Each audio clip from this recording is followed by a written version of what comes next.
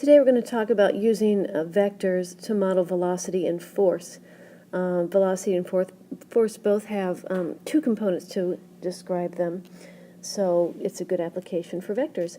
Velocity, when we talk about velocity, the magnitude is going to be the speed, how fast the object is going, and then theta is obviously the direction of the motion. And just to stay standard, our direction is going to be always taken from the positive x-axis. So in an application problem like this, the direction is the east. North is up, south is down, and west would be to the left. So we have an airplane, and it heads due north at 300 miles per hour. And if there were no wind, it would just head straight up. But it experiences a 40 mile per hour crosswind flowing in the direction of 60 degrees east. So instead of going straight up, the airplane hits the wind and he's taken off course. So what we want to do is model this phenomenon with two vectors. We can write them out. The airplane vector without the wind would be straight north, and that magnitude is going to be 300 miles per hour. North is going to be 90 degrees from east, so this is 300. This is my vector v to represent the airplane, and the direction of the airplane is going to be 90 degrees. For the wind, again, it's taken from the positive x-axis, so what we do is take 60 degrees from the east, and its magnitude is 40 miles per hour, and we're going to represent that vector with a u. So now we're going to express the velocity of the airplane and the velocity of the wind separately in component form, which means in terms of I and j. So if you look, it's the same formula. It's the magnitude times the cosine of theta I, the magnitude times the sine of theta j. And it doesn't matter which one we're talking about. It's going to be the same process. So looking at the airplane, the magnitude is 300. So this is going to be our vector in component form. It's going to be 300 times the cosine, and that was 90 degrees, plus 300 times the sine of 90 degrees. Well, for that we know the exact values. The cosine of 90 is 0, and the sine of 90 is 1. So we have a vector which should make sense. The airplane by itself is all in the j direction because it was headed due north. Now, for the wind, we are going to break it down. Let me just move him so you can see it. And we're going to substitute in our values and then use our calculator this time to round to the nearest tenth, because we're not going to, since we're talking about distances and values, we're going to round instead of keeping it exact. So this is 40 times the cosine in the I direction, cosine of 60, and 40 times the sine of 60 in the j direction. So when that gets done, we end up with our wind vector. We have two components to it. It's a value of 20 in the I direction and approximately 34.6 in the j direction. So to find the resultant in component form, which is what we're being asked to do down here, the resultant velocity as vector w, we add the components. We're going to add the I components, which really there's only one, and then we're going to add the j, which is the 300 plus the 34.6.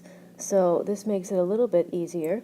Our resultant velocity is the sum of vector v plus vector u, the sum of the airplane plus the wind, and vector v is completely in the j direction,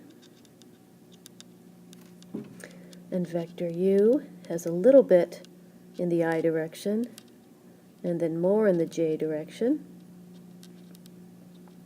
So in component form, our resultant velocity is 20I plus 334.6 j.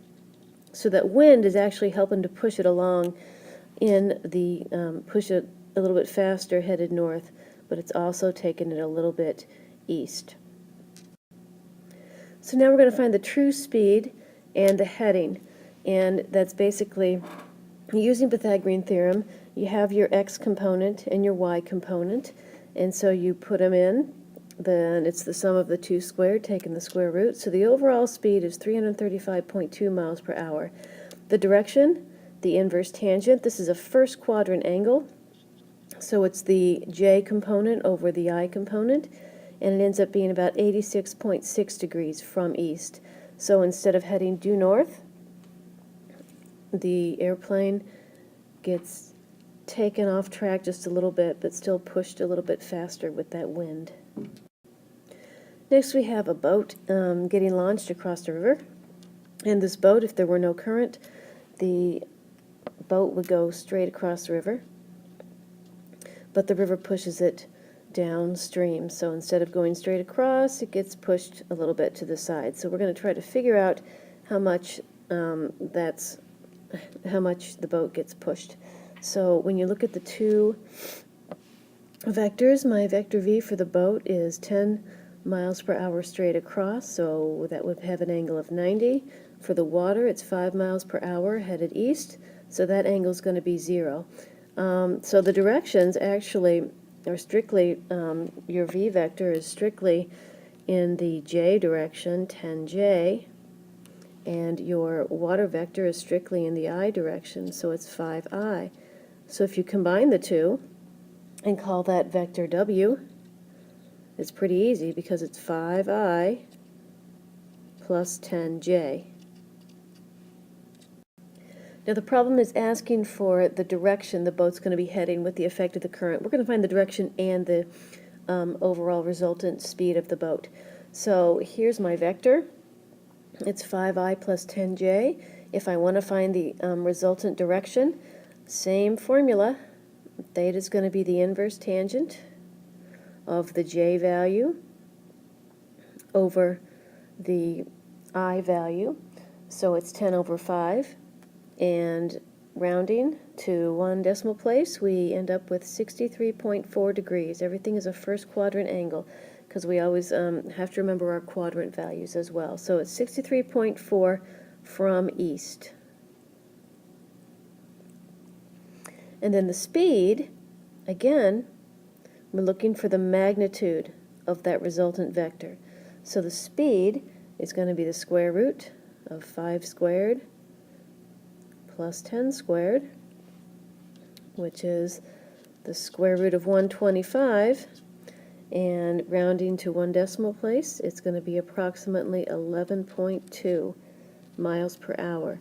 So the current helps push the boat a little bit faster, but it takes it off track. So there's a little bit more speed, but we're heading, instead of straight across, we're heading 63.4 degrees from east. So the boat's not going to land straight across the river. The last problem I'm going to set up is dealing with forces. The process is the same, though. A force can be broken up into an x and y component. So we have two tugboats pushing an ocean liner. Each boat is exerting 400 pounds of force. So that's the magnitude of F1 and F2. They are pushing in opposite y directions. Each is at a 20-degree angle. This is negative 20, taken from the positive x-axis. This will be positive 20, taken from the positive x-axis. So here are the forces set up. F1, magnitude, cosine of negative 20, magnitude, sine of negative 20. Force 2, magnitude, cosine of positive 20, magnitude times the sine of positive 20. And from there, I'll leave it to you to come up with the components and add them together, because the resultant force is going to be, we usually call that F sub r, going to be the sum of F1 plus F2. And the way we add them together is we add their components.